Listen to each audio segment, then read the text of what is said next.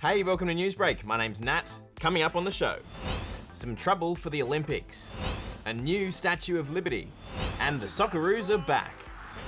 But before we get into it, why don't you hit subscribe? Maybe we should cancel. What did I say about that word? Yep, the International Olympic Committee is determined to cross that finish line. They've ruled out cancelling or further postponing the Olympics, even though Japan's seeing thousands of new COVID cases every day, with hundreds of those happening right in Tokyo. And according to a recent poll, more than 80% of locals aren't keen on it going ahead. So it's no surprise that 10,000 volunteers have just pulled out. We can still do this. We can do it. cancelling the games would mean billions of dollars in broadcasting and advertising money would be lost. And according to this contract between the IOC and host city Tokyo, Japan can't pull out now without being stuck with a hefty bill. Unless the IOC believe the safety of participants would be seriously threatened or jeopardised for any reason whatsoever. Which right now, they don't, because they say they're taking precautions to make sure everyone is safe. A lot of countries are also testing, vaccinating and quarantining their athletes. So it looks like the Olympics will probably cross that finish line. I feel good about this. There's been some good news and bad news in Victoria's struggle with COVID. The good news is that 2 of the positive cases detected in Melbourne yesterday have now been changed to negative. Some were hoping this would lead to an earlier end to the extra week of lockdown Greater Melbourne is facing, but the bad news is authorities say lockdown won't be ending early, and that there have also been 4 new cases reported today. Also, that a new strain which has caused a fair bit of havoc overseas has now been detected, and that everyone needs to be really cautious. Fast goals, big wins, and heartbreaking dropouts. Amal checks it all out in today's sport. The Socceroos have played their first game in 567 days and smashed it. They faced Kuwait in the World Cup qualifier and the Aussies didn't wait long, scoring in the first minute. The Aussies eventually won 3-0, taking the team one step closer to next year's World Cup.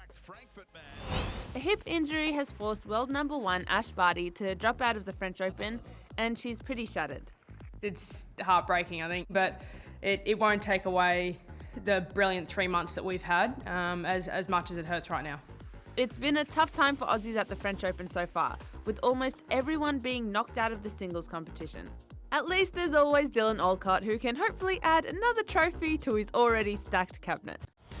Finally to the NBA, and LeBron James and the LA Lakers have been knocked out by the Phoenix Suns. It's the first time James has been knocked out of the first round of playoffs since 2010. Things are going a bit better for the Aussies. Joe Ingles and the Utah Jazz are going through to the next round. And the same goes for Ben Simmons, who started for Philadelphia as they knocked out Washington.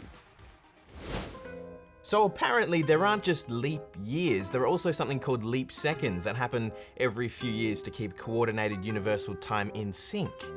Big if true. Just like these next stories, they're big and true. Check out this massive sinkhole on a farm in Mexico. It's grown to more than 60 meters wide and about 20 meters deep in a matter of days. Sinkholes are often caused by water slowly dissolving or carrying away rocks underneath the surface until it eventually just falls in on itself. The owners of this nearby house have understandably felt a little on edge as this sinkhole has crept closer and closer. Thankfully though, nobody's been hurt. More than 135 years ago, France gave the US a big gift, the Statue of Liberty. And now they're giving them a second one. Yep, that massive green statue was actually a little closer to this colour when it was first built, but over the years it's turned green due to the outside being made of copper. This statue, however, won't be as big or look as green, and it's actually more of a 10-year loan than a present, but anyway. Heaps of cheering fans and a bunch of Hollywood's biggest stars headed to Disneyland to unveil a massive new Avengers park. Ant-Man and Captain America himself were among those there to launch the new attraction, along with some guest appearances from the rest of the crew. Even Spider-Man. Well, that's all from us this week. Have a great weekend. We'll see you again on Monday. In the meantime, don't forget you can hit subscribe because that would be a really nice thing to do.